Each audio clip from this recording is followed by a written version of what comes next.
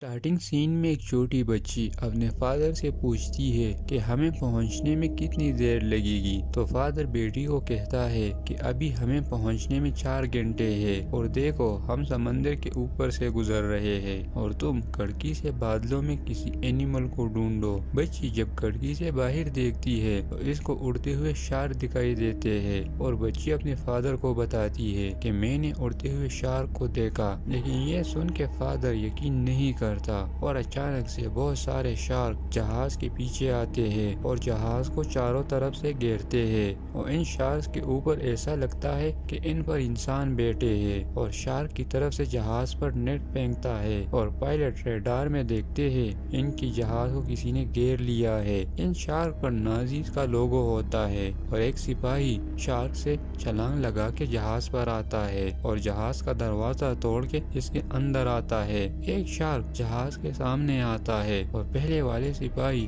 جو ایک زومبی بن چکا ہوتا ہے وہ پیسنجر پر فائر کرتا ہے، اور پہلے ایئر ہوسٹ کو مارتا ہے، پھر کچھ پیسنجرز کو، اس کے بعد ہتھیار پہن کے ایک آدمی کا سر کاٹتا ہے، دوسرے کا گلا، اور کچھ اور افراد کو بھی مارتا ہے۔ ایک عیسائی فادر کو بھی مارتا ہے اور سسٹر کا آدھا سر کاٹتا ہے۔ اس کے بعد شارک اپنا بھوک مٹاتا ہے اور 2-3 انسانوں کو کھاتا ہے۔ جہاز میں ایک لیڈی زومبی آتی ہے اور کچھ زندہ بچے انسانوں کو بھی مارتی ہے۔ سین بدلتا ہے اور ہم دیکھتے ہیں کہ نیو یارک شہر میں ایک پرائیویٹ کمپنی جو امریکن آرمی کو سپاہی اور سیکیورٹی کے لیے مختلف ٹیکنالوجی مہیا کرتے ہیں۔ اس کمپنی کا مالک ری ایکٹر اپنے گردن میں ایک انجیکشن لگاتا ہے اور آئی سسٹم اس کو 175 سال کے بجائے 75 سال کا بناتا ہے۔ اینڈی ری ایکٹر کی بیٹی اس سے ملنے آتی ہے اور ری ایکٹر اس کو جہاز حادثے میں شارک ریکارڈڈ ویڈیو اپنی بیٹی کو دکھاتا ہے۔ پھر ری ایکٹر نے اپنی بیٹی کو ڈیبلا کو ایک سمندری جہاز کے سروے کے لیے بھیجا ہوتا ہے، اور ان کی کمپنی کا یہ ماننا ہوتا ہے کہ یہ جہاز 5 سال پرانا ہے اور اس کی نازی آرمی نے استعمال کیا ہے۔ کمپنی کے کچھ ورکر پہلے سے موجود ہوتے ہیں اور ڈیبلا ان کو کیمرے کے ذریعے دیکھتی ہے تو یہ دونوں سیکس کر رہے ہوتے ہیں، اور ایک نازی سپاہی آ کر آدمی ورکر کا سر کاٹتا ہے اور لڑکی بھاگتی ہے۔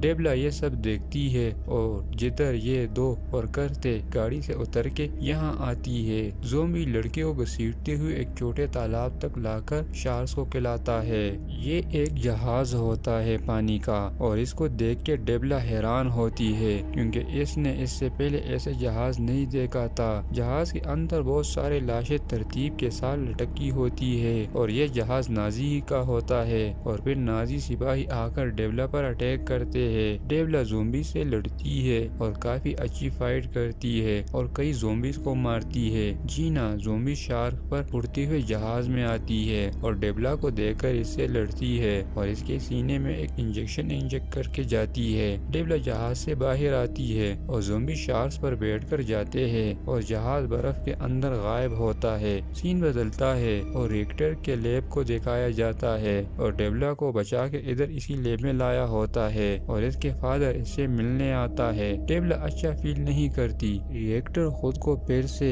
جسم کو جوان کرنے کے لیے انجیکشن لگاتا ہے۔ اینڈی جم کرتی ہے اور ڈیبلا جب نہاتی ہے تو اس کو تھوڑا برا فیل ہوتا ہے، اور جینا نے اس کو جو انجیکشن لگایا تھا وہ زومبی وائرس کا تھا، اور اس وجہ سے نہاتے ہوئے اس پر وائرس کا اثر کرنا شروع کرتا ہے اور زومبی کی جھلک اس میں نظر آنا شروع ہوتا ہے۔ پھر ریکٹر اور اس کی بیٹیاں کھانا کھاتے ہیں اور اینڈی فادر سے اس کے بیتے ہوئے کل کے بارے میں پوچھتی ہے کہ آپ نے ہمیں کبھی اپنا بیتا ہوا کل کے بارے میں نہیں بتایا۔ ریکٹر بتاتا ہے کہ سن 1942 میں جب برٹش فوج نے نازیز کے جرمن فوج پر حملہ کر کے ان کو تباہ و برباد کر دیا، اور اس وجہ سے نازیز نے برٹش فوج کے سامنے گھٹنے ٹیک دیے، اور ہٹلر نے بدلہ لینے کے لیے اپنے ایک کمانڈر سے کہا تم پروفیسر ریکٹر سے کہو کہ وہ کچھ ایسا بنائے جس سے ایک عام سپاہی بہت ظالم اور خونخوار بن جائے جو کسی پر بھی رحم نہ کرے، اور مرے ہوئے لوگوں کو دوبارہ زندہ کر کے ان کو ایک کلر زومبی بنائے تاکہ وہ بغیر کسی ڈر کے بہادری سے برٹش آرمی کا سامنا کرے اور ان کو زبردست شکست دے۔ ریکٹر کہتا ہے کہ اس وقت میں جرمن نازی فوج کے لیے کام کرتا تھا اور ایک سائنسدان تھا، اور ان کے کہنے پر میں نے ایک ایسا وائرس تیار کیا جس طرح یہ چاہتے تھے۔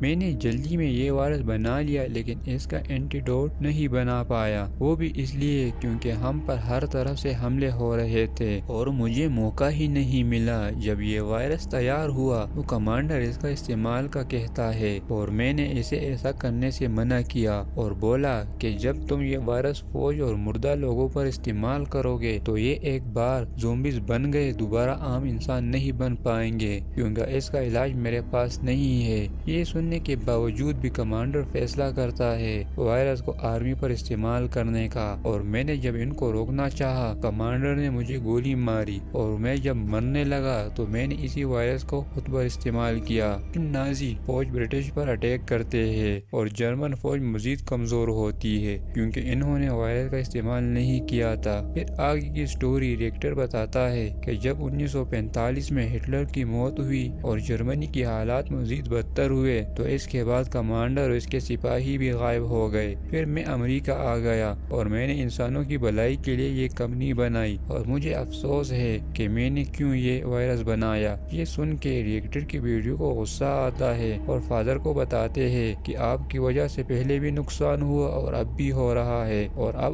آپ کو چاہیے کہ اس وائرس کا اینٹیڈوٹ بنائے۔ اس کے بعد نازی زومبیز مختلف ملکوں کے سٹیز پر حملہ کرتے ہیں۔ ایسے حالات کو دیکھ کر ریکٹر امریکن جنرل سے ویڈیو کال پر بات کرتے ہیں اور اس میٹنگ میں دوسرے ملکوں کے بندوں کو بھی شامل کرتے ہیں جو کہ مختلف کاموں میں ایکسپرٹ ہوتے ہیں۔ شارکس کی ڈاکٹر بتاتی ہے کہ شارک اس لیے اڑ رہے ہیں کیونکہ ان پر کوئی ایکسپیریمنٹ ہوا ہے۔ ایک بتاتا ہے کہ ان کے جسم میں کچھ پارٹس کو چینج کر کے اس قابل بنایا گیا ہے کہ یہ پانی سے اڑ سکے اور سانس لے سکے اور ان کے جسم میں جو انجن بنایا گیا ہے جن سے یہ 4000 کلومیٹر کی بلندی پر اڑ سکتے ہیں اور ایکسپیریمنٹ کی وجہ سے ان کی سکن کو اتنا مضبوط بنا دیا گیا ہے کہ ان پر گولی وغیرہ کا اثر نہیں ہوتا اور اگر اس کا مقابلہ کرنا ہے تو ان کے جیسے خطرناک مضبوط مونسٹر بنانے ہوں گے۔ ریکٹر اس تجویز کو مسترد کرتا ہے اور کہتا ہے کہ اس سے بہتر حل ڈھونڈنا ہوگا کیونکہ ہم ایک مونسٹر کو مارنے کے لیے دوسرا مونسٹر بنا رہے ہیں۔ لیکن ان سب کے باوجود جنرل اور ڈاکٹر ریکٹر کو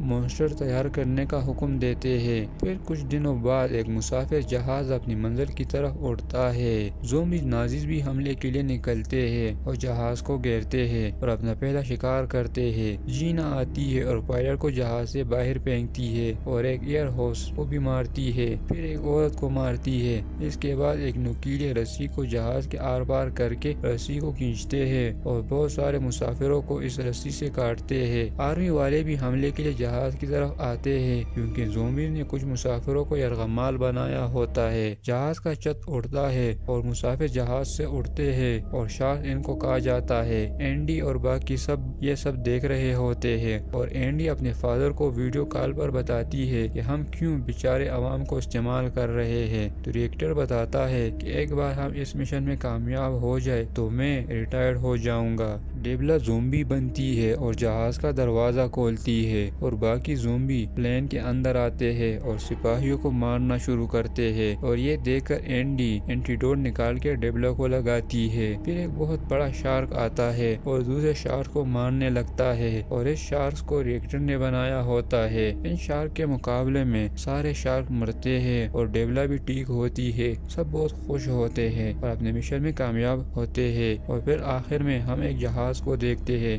جس میں بہت سارے نازی زومبیز ہوتے ہیں اور ان کو اپنے لیڈر بڑے جنگ کے لیے بتاتی ہے اور ریکٹر بھی خود کو زندہ جوان رکھنے اور نازیز کا مقابلہ کرنے کے لیے تیار ہوتا ہے اور یہاں ہوتا ہے مووی کا دی اینڈ۔ دوستو ویڈیو اچھی لگی ہو تو لائک شیئر اور سبسکرائب کریں۔ Thank you.